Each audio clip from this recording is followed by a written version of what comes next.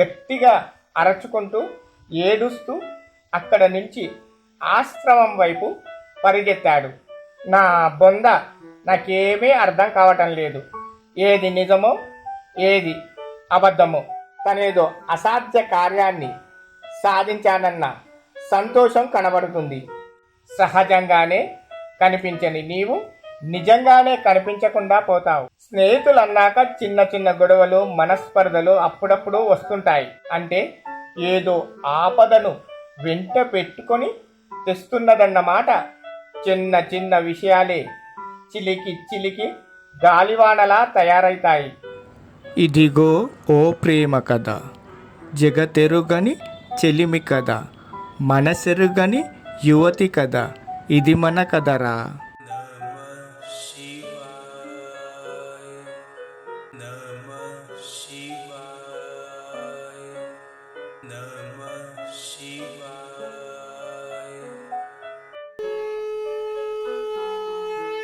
మూర్ఖత్వం కాదు, మూఢత్వం కాదు, ముక్కంటి తత్వం మాది. మేము హిందువులం.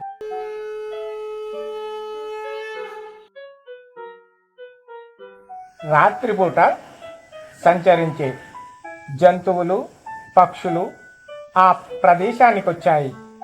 సుగంధి వాటన్నిటినీ చూసి ఆశ్చర్యపోయింది. సిద్ధుడితో పాటు ముందరకు కదిలింది సుగంధి. సిద్ధుడిని ఎటూ కదలకుండా చేస్తున్నాయి పక్షులు, జంతువులు. సిద్ధుడి శరీరం కనపడకుండా పొగమంచు కప్పబడి ఉంది. పక్షులను, జంతువులను తన దగ్గరికి రానియకుండా సుడిగాలి సృష్టించింది సుగంధి. సుడిగాలి మధ్యలో సుగంధి, సుగంధి ఆధీనంలో సిద్ధుడు. మెల్లెగా ఆ ప్రదేశంలో నుంచి ముందరకు కదులుతున్నారు. గబ్బిలాలు, గుడ్లగూబలు సుడిగాలి మధ్యలోకి చొచ్చుకొని పోయే ప్రయత్నం చేస్తున్నాయి.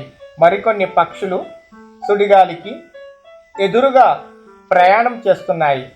సుడిగాలి కుడివైపు ప్రదక్షిణం చేస్తుంటే ఆ పక్షులు ఎడమవైపు ప్రదక్షిణంగా తిరుగుతున్నాయి. దాని వలన సుడిగాలి శక్తి తగ్గుముఖం పట్టింది.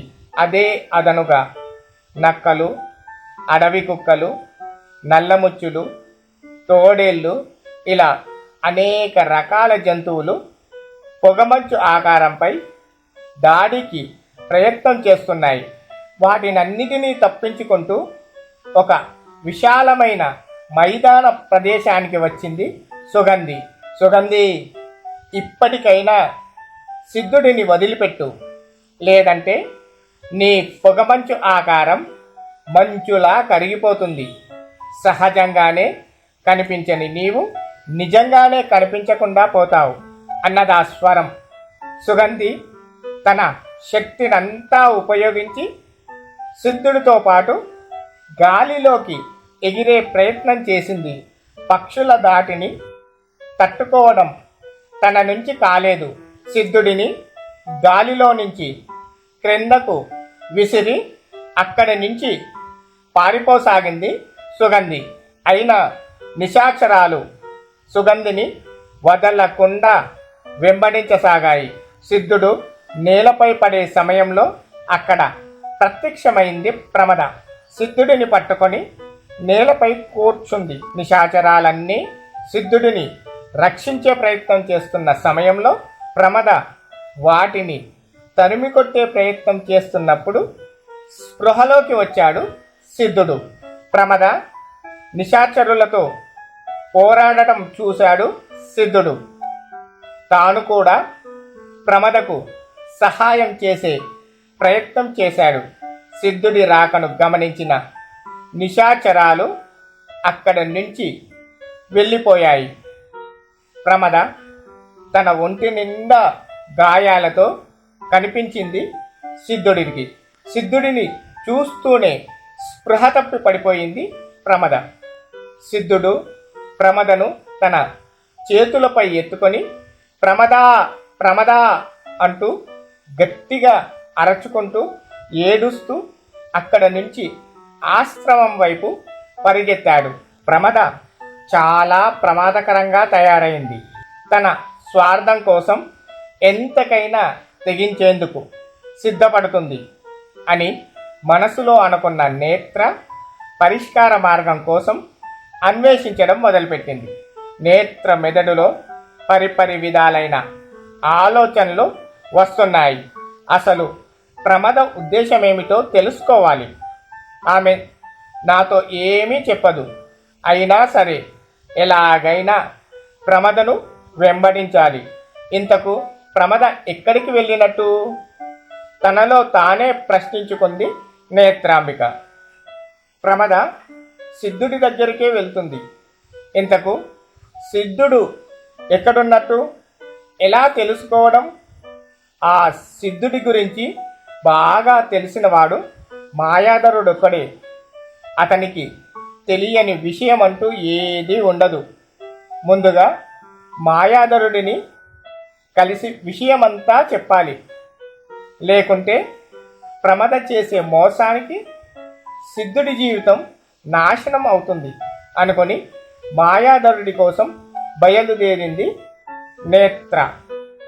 మాయాధరుడు నిండుగా విరబూసిన మేఘమాలిక వృక్షం యొక్క విశాలమైన కొమ్మపైన కాలుపై కాలు వేసుకొని తన అరచేతులను రెండింటిని తన తల క్రింద పెట్టుకొని ఆకాశం వైపు చూస్తూ పడుకొని ఉంటే మేఘమాలిక విశాలమైన వృక్షం యొక్క కొమ్మ చల్లని గాలికి ఉయ్యలలా ఊగుతూ ఉంటే కళ్ళు మూసుకొని ధ్యానం చేస్తున్నాడు మాయాధరుడు. మాయాధరా మాయాధరా అని అరచుకుంటూ మాయాధరుడి చుట్టూ ఎగురుకుంటూ తిరగసాగింది రామచిలక. మెల్లగా కళ్ళు తెరిచి చూశాడు మాయాధరుడు. ఎగురుతున్న రామచిలక అతని కాలుపై వాలింది. మాయాధరుడు చిరునవ్వు నవ్వి రామచిలకను చూస్తూ, ఏమిటి రాయబారి, ఈసారి ఏం సమాచారం తెచ్చావు? రాయబారమా లేక సమాచారమా? విషయమేంటి అని ప్రశ్నించాడు. నా బొంద నాకేమీ అర్థం కావటం లేదు. ఏది నిజమో ఏది అబద్ధమో తలచుకుంటేనే భయం వేస్తుంది అంది రామచిలక. ఎందుకు రామా అంత భయాందోళన చెందుతున్నావు? అంతగా భయపడేంత ఏం చూశావేంటి? ప్రశ్నించాడు మాయాధరుడు. ఏం చెప్పమంటావు మాయాధరా? నా భయమంతా నీ గురించి అంది రామచిలక.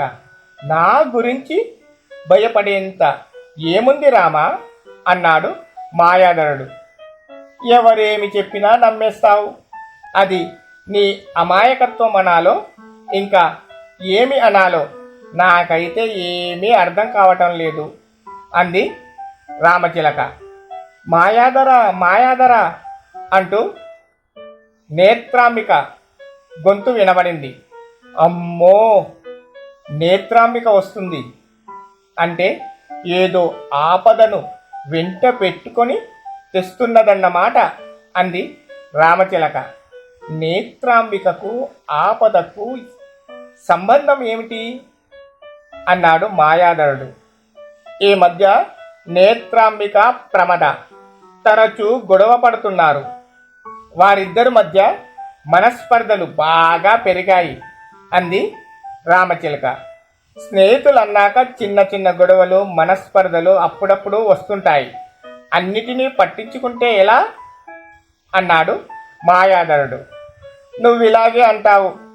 నేత్రాంబిక రావటంతోనే ప్రమద గురించి చాడీలు చెప్తుంది అంది రామచిలక. రామా రామా, ప్రతి చిన్న విషయానికి ఇంతగా ఆలోచిస్తే ఎలా అన్నాడు మాయాధరుడు. చిన్న చిన్న విషయాలే చిలికి చిలికి గాలివానలా తయారైతాయి అంది రామచిలక. చిరునవ్వు నవ్విన మాయాధరుడు, భయపడకు, నేత్రకు నేను సర్ది చెప్పి పంపిస్తాలే అన్నాడు మాయాధరుడు. అమ్మో, నేత్రను చూడాలంటే నాకు భయమేస్తుంది అంటూ అక్కడ నుంచి ఎగురుకుంటూ వెళ్ళి ఒక పెద్ద చెట్టు చాటుకు వెళ్ళి చెట్టు మొదలు దగ్గర వాలిన రామచిలక ప్రమదగా తన రూపాన్ని మార్చుకుంది. ప్రమదముఖంలో తనేదో అసాధ్య కార్యాన్ని సాధించానన్న సంతోషం కనబడుతుంది. మానవ లోకం ఇది మాయాజాలం మది గాయపడిన హృది కార్చిన అమూల్య చరితం ఇది.